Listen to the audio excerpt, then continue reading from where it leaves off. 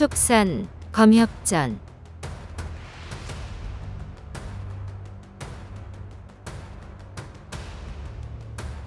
39화 무너진 효월. 천둔경으로 고자 모은 홍검을 흩뜨리니 검선 여럿이 위기에서 벗어나 심기일전하고 태을 신뢰로 12도천 신사를 깨뜨리나 여엽 하나가 경솔하게 공격하다 중상을 입네.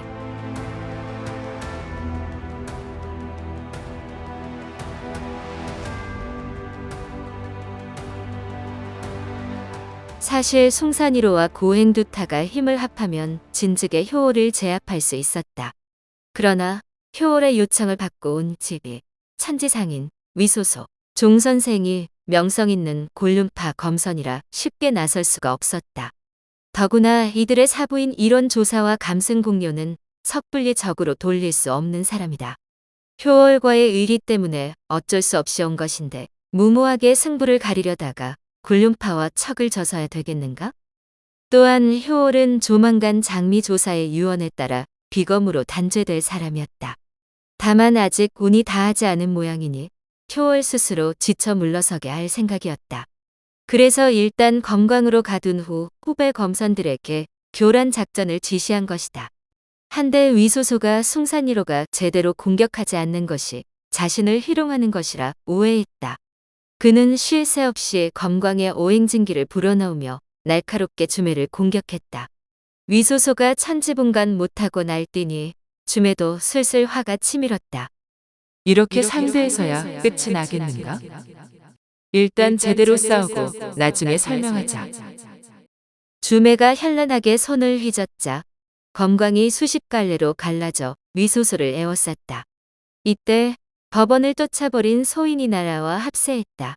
위소소가 소인의 검광에 정신을 뺏긴 사이에 주매의 검광이 위소소의 검광을 휘감아 반토막 냈다. 소인이 기회다 싶어 위소소의 목을 베려는 순간 주매가 검을 날려막았다. 골륜파와 언환을 맺으면 안 되기에 위소소를 구한 것이다. 위소소는 이제 끝이라는 생각에 한숨을 내쉬며 눈을 감고 죽음을 기다렸다. 그런데 한동안 아무 일도 일어나지 않아 눈을 떠보니 주매가 빙긋 웃으며 서 있었다. 위도, 이 늙은이가 잘못하여 귀한 검을 못 쓰게 만들었어. 나중에 다시 정식으로 사죄할 터이니 너무 노여워하지 마시오. 주선배, 살려주어 감사합니다. 나중에 다시 뵙겠습니다. 위소소는 겸연쩍어 다른 말은 하지 못하고 바람처럼 사라졌다. 집이 천지상인 종선생은 위소소의 비검이 부러지는 순간 이 자리에 온 것을 크게 후회했지만 그러면서도 아미파가 너무 몰아붙인다 싶어 자존심이 상하고 몹시 분했다. 자은사를 염탐하던 자에게 듣지 못했어? 우리는 의리를 저버릴 수 없어 온 것이지 이 일을 도우려는 것이 아니오. 결국 주매는 이 일로 일부 골륜파와 언환을 맺고 말았다. 효월은 위소소가 주매에게 당해 도망가자 더욱 초조했다. 그때 추은수의 웃음소리가 들려왔다. 효월 선사, 자은사는 이미 깨졌고 그대가 데려온 사람은 모두 죽거나 도망쳤는데 아직도 미련이 남은 것이오? 황급히 돌아보니 자은사가 활활 타오르는 불길에 휩싸여 있었다. 모든 계획이 물거품이 되자 너무 분해서 이가 갈릴 지경이었다. 하여 마지막으로 독수를 날릴 생각이었다. 필사적으로 방어하는 한편 사부에게 전수받은 12도천 신사를 펼쳤다. 12도천 신살은 아주 강력하고 무시무시한 요법이지만 한번 펼치면 수명이 12년 줄거나 큰 재앙으로 혹독한 대가를 치러야 한다. 이 때문에 사부가 목숨이 위태로운 상황이 아니면 함부로 쓰지 말라고 당부했지만 너무 분한 나머지 이것저것 따질 상황이 아니었다. 효월이 머리털을 한 움큼 뽑아 입안에 물고 혀끝을 깨물어 피를 내고 중얼중얼 주문을 외운 후 아미파 검선들을 향해 힘껏 뿜어냈다. 갑자기 먹구름이 몰려와 하늘을 뒤덮더니 푸른 화염에 휩싸인 화룡 수천 마리가 나타났다. 집이 천지상인 종선생은 분하기는 했지만 숭산이로와 고행두타의 실력을 잘 알기에 진즉부터 발을 뺄 기회를 엿보던 중이었다. 이때 수세에 몰린 효월이 12도천신사를 펼치자 무시무시한 요법에 검광이 오염될까봐 서둘러 작별을 고했다. 우리는 더 이상 이 대결에 참여하기 어렵겠군요. 효월 선사가 요법으로 승부를 가릴 생각인 모양이니 우리는 이만 물러가리다. 그럼 다음에 다시 봅시다. 골룸파 세 사람이 검광을 타고 떠났다. 추운수와 주매는 후배들에게 세 사람을 쫓지 말라고 명했다. 곧이어 효월의 요법이 무시무시한 위세를 떨치기 시작했다. 하늘을 뒤덮은 푸른 화염과 먹구름이 아미파 검선들을 압박해오자 송산 1호와 고행두타가 황급히 옥천관으로 돌아가라고 명령했다. 모두가 퇴각하는 사이 주문이 천둥경을 믿고 홀로 적진에 뛰어들었다. 아미파 검선이 대부분 퇴각한 후 효월이 본격적으로 추운수, 줌에 고행두타를 밀어붙이려 할 때 갑자기 주문이 뛰어든 것이다. 하지만 효월의 요법은 상상 이상으로 위력적이었다. 정면에서 다가오는 화염과 먹구름은 천둥경으로 막았으나 나머지 방향은 속수무책이라 금세 포위당했다. 주매가 위험에 빠진 주문을 구하려 했으나 이미 늦어 손쓸 방도가 없었다. 주문은 한 손에 검, 한 손에 천둥경을 들고 사방 십장으로 오색 광채를 뿜으며 화염과 먹구름을 뚫고 조금씩 길을 탔다. 훗, 어째 도망을 안 가나 했더니 고작 그 거울로 12도천신사를 막아 보시겠다? 어림없다. 효월은 오색 광채로 정면이 막히자 먹구름 안에 몸을 숨기고 주문의 측면으로 다가가 중얼중얼 주문을 외우고 피를 뿜었다. 주문은 하늘과 땅이 뒤집히듯 버지러워 그대로 쓰러졌다. 효월이 주문의 목을 베려는 순간 눈앞에 금빛 검광이 번쩍하기에 얼른 옆으로 피했다. 잠깐 사이에 살결이 곱고 귀엽게 생긴 소년이 검광 두 줄기를 타고 주문을 구해갔다. 재금선이었다. 12도천신살은 무시무시한 요법이라 비검이 닿기만 해도 고철로 변해버리는데 재금선의 검광이 사악한 기운에 망가지지 않고 얼쩡히 사라지다니 도무지 믿기지 않았다. 효월이 대노하여 화염과 먹구름을 몰며 뒤쫓아갔다. 쿠르르릉, 콱콱. 천둥 소리가 온 천지를 뒤흔들더니 상대 진영에서 날아온 불벼락이 내려꽂히며 화염과 먹구름을 단숨에 날려버렸다. 거칠 것 하나 없는 맑은 하늘에서 빛이 쏟아져 내렸다. 흑산 너머에서 떠오른 휘영청 밝은 보름달 덕분에 전장이 대낮처럼 환했다. 천둥 소리에 놀란 효월은 요법이 깨지는 순간 내상을 입고 털썩 고꾸라졌다. 한참이 지나서야 정신을 차린 효월은 남천 금불사 지비의 침상에 누워 있었다. 대체 무슨 일이 있었던 것일까? 위가장을 떠났던 지비 등 세 사람은 효월이 아무리 대단한 절기를 써도 아미파를 이기기 어려우리라 짐작했다. 그래서 바로 돌아가지 않고 멀리서 지켜보았다. 효월이 처참하게 패해 수백 년 공력을 하루아침에 잃지 않을까 걱정되었기 때문이다. 그때 요란한 천둥 소리가 천지를 뒤흔들고 효월이 고꾸라지자 서둘러 위가장으로 돌아왔다. 도우들, 그쯤 하시지요. 그러고는 효월을 금불사로 데려가 단약을 먹이고 몇 달 동안 보살폈다. 이후 아미파를 향한 효월의 원한은 더욱 깊어졌다. 효월의 요법이 깨지기 직전 조문을 구하려 요법 한가운데로 뛰어들었던 재금선 이야기를 해볼 차례이다. 먼저 재금선과 주문의 인연은 어떻게 시작되었을까? 재금선의 어머니인 순난인과 주문의 사부인 찬하는 재금선의 전생 시절부터 절친이고 사는 곳이 가까워 자주 왕래하며 지냈다. 덕분에 두 사람은 어려서부터 자주 만났고 순난인에게 함께 경신술을 배우기도 했다. 3살 차이밖에 나지 않는 데다 뜻이 잘 맞아 허물없이 잘 어울렸다. 처음에는 어른들을 따라 왕래하다가 점점 정이 쌓여 나중에는 하루가 멀다고 누가 먼저랄 것 없이 찾아갔다. 이렇게 다정한 중마고우로 지낸 지가 어언 10년이었다.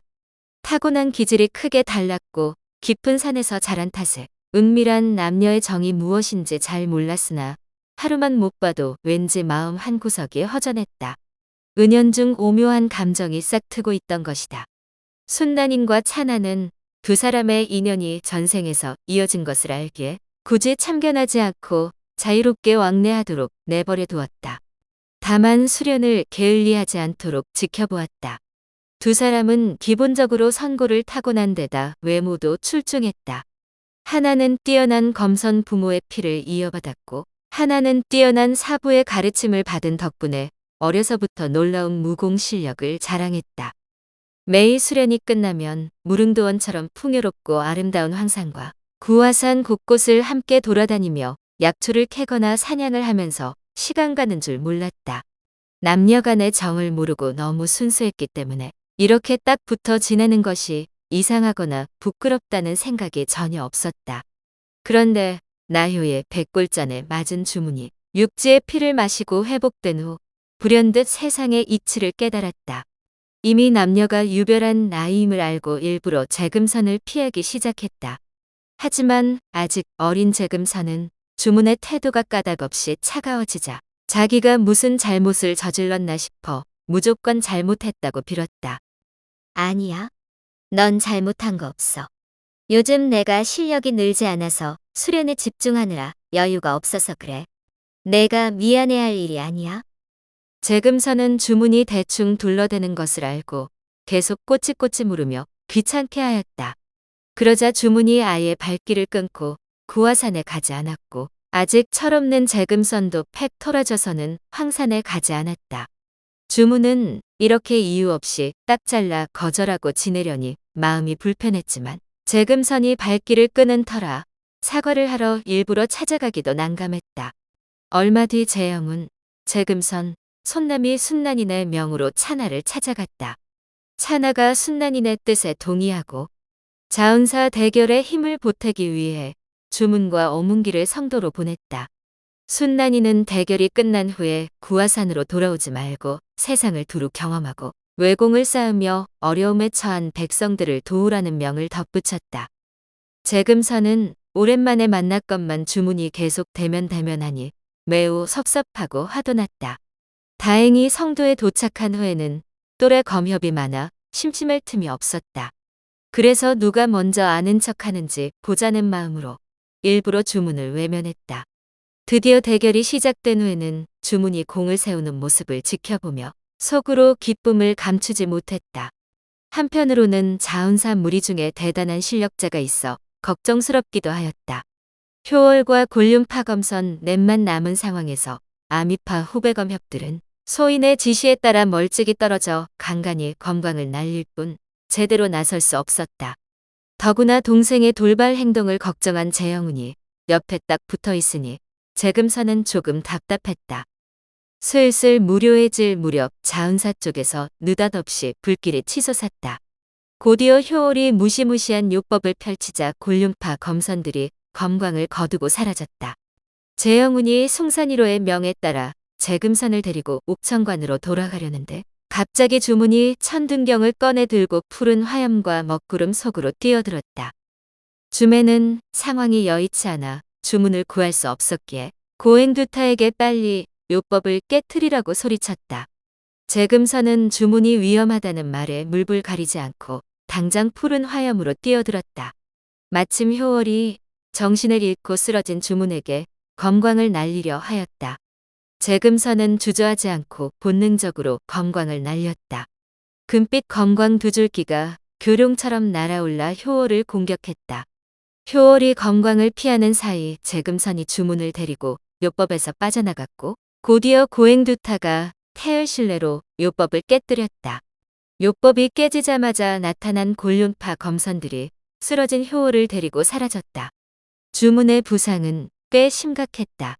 얼굴이 누렇게 변하고 정신을 잃은 상태에서도 고통스러워하며 이를 악물고 있었다. 주문을 품에 안은 재금선은 눈물이 차오르고 가슴이 미어졌다. 그리 걱정할 것 없다. 일단 옥천관으로 데려가거라. 마무리하는 대로 곧 뒤따라가마. 이즈음 자운사 상공에 붉은 구름이 피어올라 온 세상을 핏빛으로 물들였다. 송산이로의 표정이 심각해졌다. 다들 잘 들으시오. 서너 명은 오도오의 시신을 수습해 먼저 돌아가고 나머지는 이곳의 시신을 처리하고 돌아가시오. 부상자는 우리가 다녀와서 치료할 터이니 걱정할 것 없소. 송산이로와 고행두타가 쏜살같이 자운사로 날아갔다. 한편 자운사에서 수세에 몰렸던 옥청, 동원기, 소화상, 주경운, 손남 등은 송산이로와 고행두타가 나타나자 크게 기뻐했다. 잠시 후 벼락 소리와 함께 금빛 검광을 탄 여승이 나타났다. 잇따라 아미파 고수가 등장하자 남아있던 자운사 무리는 주랭랑치게 바빴다. 위가장 대결이 진행되는 동안 자운사에서는 무슨 일이 있었던 것일까? 이제 위가장 못지않게 치열했던 자운사 습격 이야기로 넘어가 보자.